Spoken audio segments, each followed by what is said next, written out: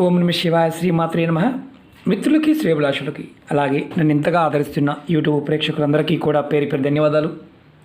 మిత్రులారా, మీ అందరికీ పరాదేవత ఎల్లవెల్లలా మీతో ఉండి మీ మనోవాంఛ నెరవేర్చాలని మనస్ఫూర్తిగా కోరుకుంటున్నాను. ఈరోజు మనం మన మనసులో ఏదైనా ఒక కోరిక ఉందనుకోండి, అది జరగాలి అంటే మనకి జాతకరీత్యా గురుబలం ఉండాలి. అలాగే మన ఇంట్లో ఏదైనా నకారాత్మక శక్తి ఉన్నా అది మనం చేయవలసిన పనిని ఆపేస్తూ ఉంటుంది. దాని నుంచి బయటపడడానికి ఈరోజు ఒక అద్భుతమైన ఉపాయం తెలుసుకుందాం. అంటే ఎటువంటి నెగటివ్ ఎనర్జీ అయినా సరే ఇంటి నుండి బయటికి వెళ్ళిపోయే చిన్న పరిహారం. అలాగే దుష్టశక్తులు మీ దరిదాపుల్లో కూడా రావు. చాలామంది అంటూ ఉంటారు, గురువుగారు సమస్యలు, ఇబ్బందులు, కష్టాలు ఎప్పుడు మాకే వస్తున్నాయండి, మాకు ఎందుకు వస్తున్నాయి మాకు అర్థం కావడం లేదండి అని చాలామంది అడుగుతూ ఉంటారు. మీ జాతకాన్ని ఒకసారి పరిశీలించుకోండి. మీ జాతకంలో గురుగ్రహం కనుక బలహీనంగా ఉంటే, ఆ బలహీనంగా ఉన్నప్పుడు ఇలాంటి సంఘటనలు ఎక్కువ జరుగుతాయి. అన్నీ ఉంటాయి కానీ ఐదుతనం ఉండదు, దాని అర్థం అది. అలాగే ఈ ఉపాయం చేయడం వల్ల మీకు గురుగ్రహం బలపడుతుంది. ఈ ఉపాయాన్ని ఎప్పుడు చేయాలి? రాత్రి పడుకునే ముందు చేయాలి. ఎలా చేయాలి, ఏ విధంగా చెప్తాను. అలాగే మరికొన్ని లాభాలు చెప్తాను. మేము ఏ పని చేసినా కలిసి రావడం లేదు అనేవారు ఈ ఉపాయాన్ని తప్పకుండా చేసి చూడండి. అలాగే మీరు చేస్తున్న పనుల్లో ఎప్పుడు ఏదో ఒక ఆటంకం, అసలు అది మొదలుపెట్టామండి ఏం అవ్వడం లేదు, ఆ పని అవ్వడం లేదు అనేవారు కూడా తప్పకుండా చేయండి. ఇంకొకటి ఏంటంటే, మిమ్మల్ని దౌర్భాగ్యం వెంటాడుతుంది అని మీకు అనిపిస్తుంది అనుకోండి, ఇది తప్పకుండా చేయండి. దీనివల్ల ఏంటంటే మీకు గురు ప్రసన్నత లభిస్తుంది. గ్రహాల్లో గురువు చాలా శక్తివంతమైన గ్రహం. అలాగే శ్రీ మహావిష్ణువు యొక్క అనుగ్రహం కూడా లభిస్తుంది. ఇది ఇంకెవరికి లాభం ఉంటుంది? వ్యాపారం చేస్తున్నామండి, చిన్న వ్యాపారమా పెద్ద వ్యాపారమా ఏదైనా సరే, మా వ్యాపారం వృద్ధిలోకి రావడం లేదు, ఎప్పుడు ఏదో ఒక అడ్డంకి. వ్యాపారాభివృద్ధి కలగడానికి కూడా ఈ ఉపాయం చేయవచ్చు. ఈ ఉపాయాన్ని ఆడవారైనా మగవారైనా చేయవచ్చు. ఆడవారు నెలసరి సమయం ఉన్నప్పుడు మాత్రం చేయవద్దు.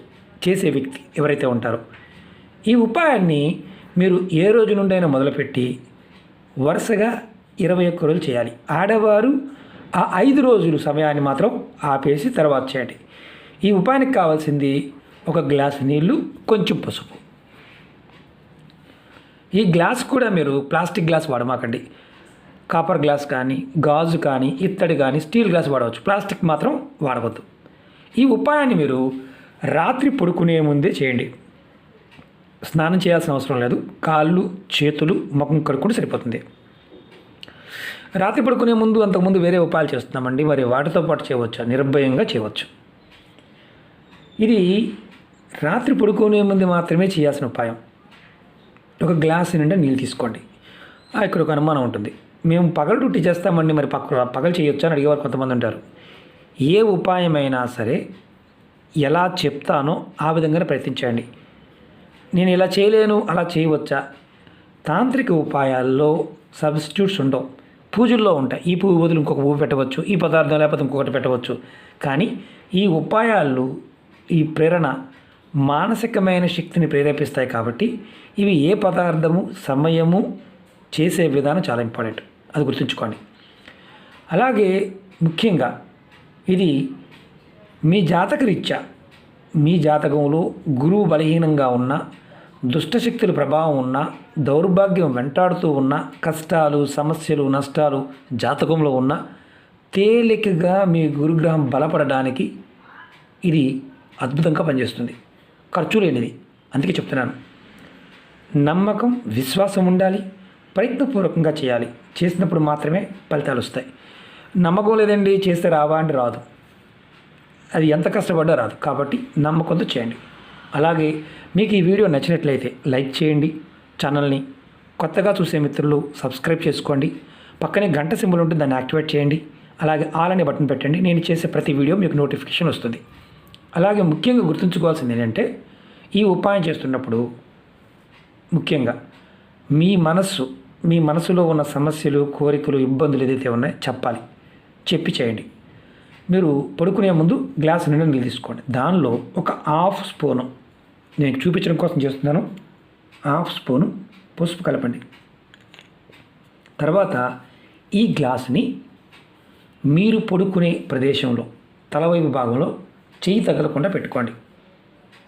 మాకు తలవైపు ఖాళీ లేదండి అంటే చేయమాకండి.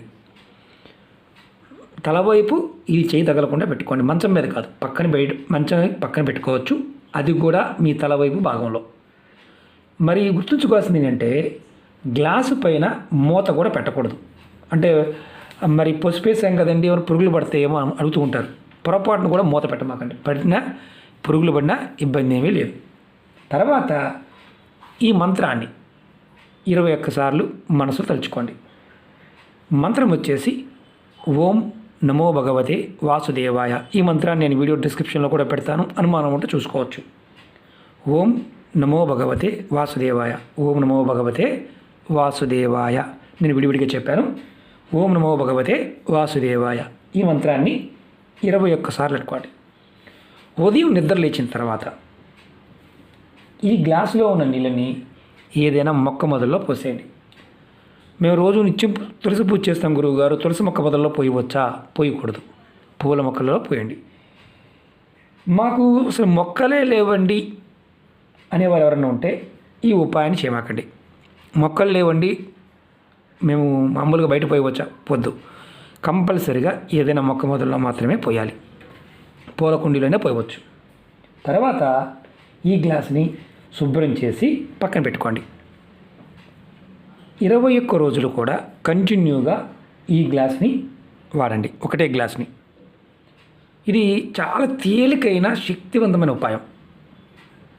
ఈ ఉపాయం చేసిన 24 గంటల్లోనే కొంతమందికి మార్పు కనిపిస్తుంది. ఖచ్చితంగా కనిపించాలి. ఎందుకంటే నీరు, పసుపు ఈ 2 నారాయణుడికి సంబంధించిన పదార్థాలు. అద్భుతమైన శక్తి ఉంటుంది. మనం నిద్ర వ్యవస్థలో ఉన్నప్పుడు మన చుట్టూ ఉండే నకారాత్మక శక్తి ఏదైనా సరే ఇబ్బంది పెట్టకుండా మిమ్మల్ని కాపాడుతుంది.